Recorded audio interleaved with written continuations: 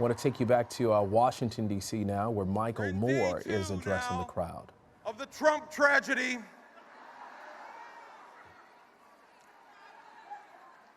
Who wants to be in my next movie here?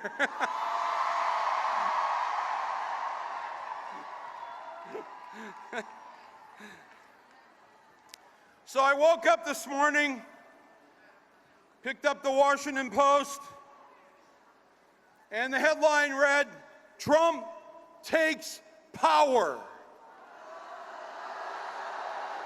I don't think so. Here's the power. Here's the majority of America right here. We are the majority.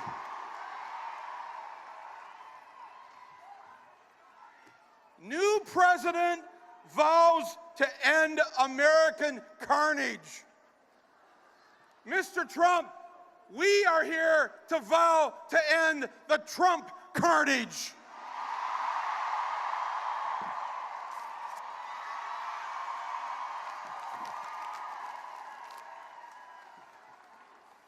I'll pick that up later. Recycle. A reporter asked me on the way up the stairs here, "What do you hope to accomplish with this demonstration?" I said, "Well, I would say if you just look that way, we've already accomplished it." The majority of Americans did not want Donald J. Trump in the White House. And we are here today as their representatives. Okay, I don't want to give the standard demonstration speech. You got a lot of great speakers here today. Oh my God, I got to listen to Gloria Steinem. How cool was that? I would like to give you a to-do list of what we all can do starting immediately. Real things that we can do. Are you with me on this? I'm going to go through them very quickly. Take notes if you want, but I'll post them on my Facebook and Twitter, and you can follow it there. But we have to get busy, folks. We've got our work cut out for us. Number one, this is what I want you to do. I want you to make this part of your new daily routine. I want you to call Congress every single day. Every day. Each of you have one representative in the House and 2 senators. They have a phone number. I'm going to give you that number right now. Are you ready? It's easy to remember. 202-225-3121. Can you repeat that with me? Ready? 202-225-3121. Now you do it. Go.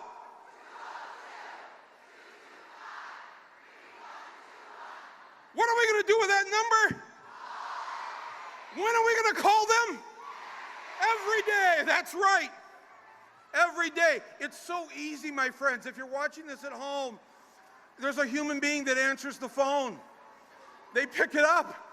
Even if you don't know who your member of Congress is, just give them your zip code. They'll connect you to the office. It's that easy. It'll take 2 minutes. Each day, I and others are going to be posting things for you to call Congress to do. On Monday, call them and tell your senators, and you get them at the same number, we do not accept Betsy DeVos as our Secretary of Education. Get some water.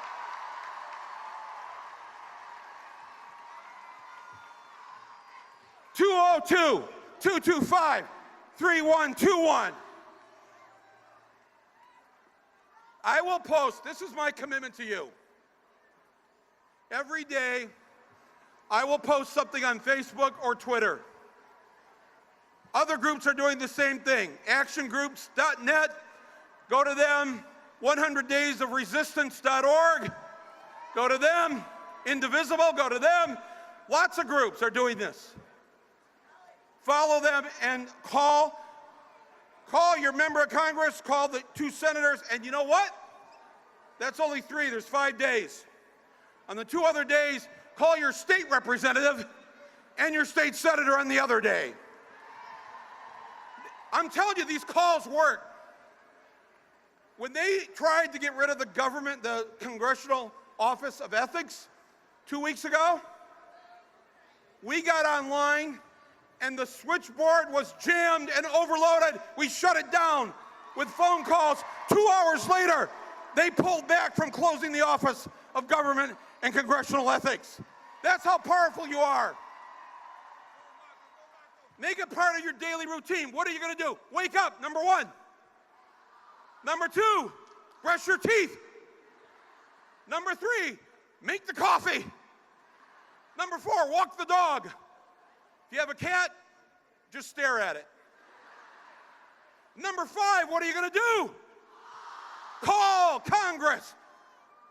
Make it part of your day. Don't even think about it. Part of your day. Every one of us are doing it every day. They won't know what hit them. Number 2, the second thing I'm going to ask you to do, join. Join groups. Join Planned Parenthood. Join the ACLU. Join NARROW. Join a group. I was thinking this morning while I was writing this up, I've supported Planned Parenthood forever.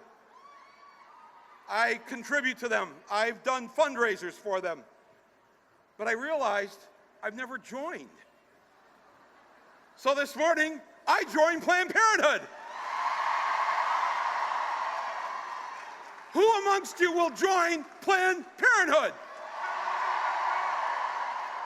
ACLU, NARROW, the environmental groups. Join every group. Let's make these groups huge.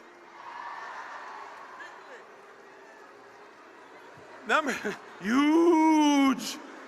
Bernie, huge. Number three, you need to form your own personal rapid response team. All it takes is 5 to 10 family members and friends, the people that you're going to call or text or send an email to on any given day where we have to move fast. Everybody here, who will form a rapid response team? 5 to 10 people.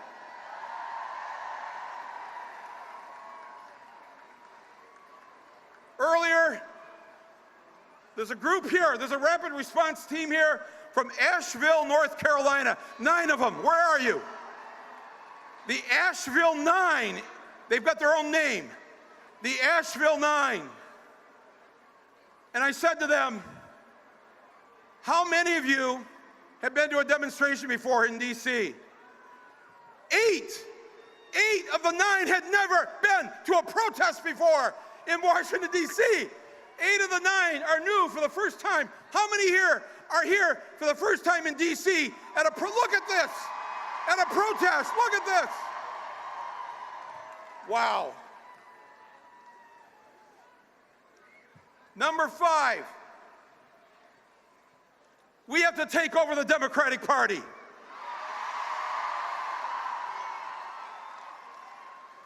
God bless the Democrats who fought with us, who've done so many good things. It's no knock on them.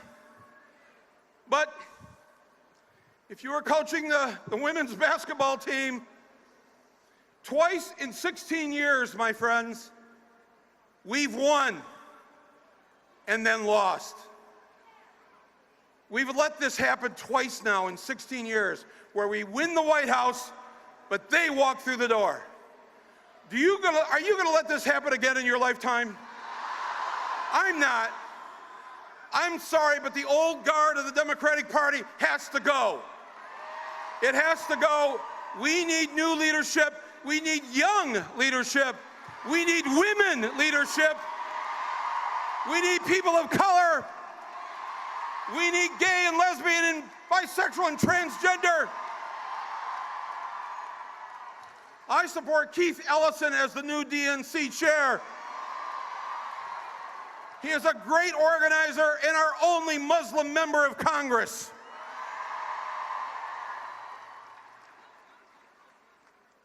Number 6, to you from the blue states and the blue cities, don't feel alone. You have a job to do. We're going to look to you over these next, let's just say, months. I heard on the radio this morning that Las Vegas has already placed odds on how long Trump's going to last in office. They only give him 4-to-1 odds to last only 6 months. That's pretty good.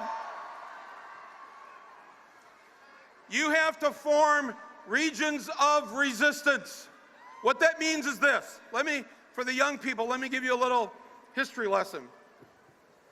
Roe v. Wade, that made abortion legal in this country in 1973, did not happen in a vacuum. It did not happen by itself. It happened because our 2 largest states in 1970, 3 years earlier, made abortion legal, New York and California. Because abortion was legal in those 2 large states for 3 years, they helped to create the new normal. The new normal being a woman has a right to control her internal organs and what goes on in there. It's not the job of the government. So, New York, you have a job to do right now. California, Minnesota, Massachusetts, actually all of New England, the entire West Coast, you're a region of resistance. Virginia, you're a region of resistance. In Virginia, this is how we take back the South. We start in Virginia. Form your region of resistance, and what you have to do in these states, you have to create laws that show the rest of the country what it looks like to have health care for all, what it looks like to not have mass incarceration, what it looks like to pass laws that prohibit discrimination in employment for gays and lesbians and others. Show the rest of America how it works. If you're a city in a red state, if you live in Detroit, God, that's painful to say that Michigan is a red state. But you live in a blue city in Michigan, you live in Traverse City, Michigan, a little town. Bernie got 70% of the vote in that little town. Form your region of resistance there. Say to the people in power, you are not going to come to my city and take my Mexican brothers and sisters away. I will stand in front of you, nonviolently and peacefully. The other night, I asked 30,000 people in New York City, who will join me to block the George Washington Bridge, the Holland Tunnel, and the Lincoln Tunnel if the federal government comes to take our Mexican brothers and sisters away? 30,000 people say, I will do it. You have to be willing to put yourself on the line. It's that important. The next thing on the to-do list, you have to run for office. You, yes, you. Now I can see your faces. No, Mike, not me. I'm shy. This is not the time for shy people. Shy people, you have 2 hours to get over it. If you knew me, seriously, if you knew me personally, you have no idea how shy and what an introvert I am. I know it doesn't make any sense me saying that, but if you knew me, anybody know me back there? How true is this? When I was 18 years old, I was a senior in high school, and I couldn't stand the principal or the assistant principal in their backward ways. I decided to run for school board. I was only 18. I called up the city clerk. I said, what do I got to do to run for school board? He said, well, you need to get names on a petition. Oh, how many names do I need on the petition to run? 20. 20? To run for school board? 20. I'm like, I know 20 stoners who will sign anything. I got the 20 signatures. I ran. I won. I became the first 18-year-old in the state of Michigan to win public office. I did this. I'm shy. I only went on 2 dates in high school. I did this. You can do this. Who's going to run for office? Run for city council. Run for school board. Hey, okay. Wait. Shy people, there is an office for you. Precinct delegate. Run for precinct delegate. You only have to go to the county convention once a year. Who's going to run for precinct delegate? All right.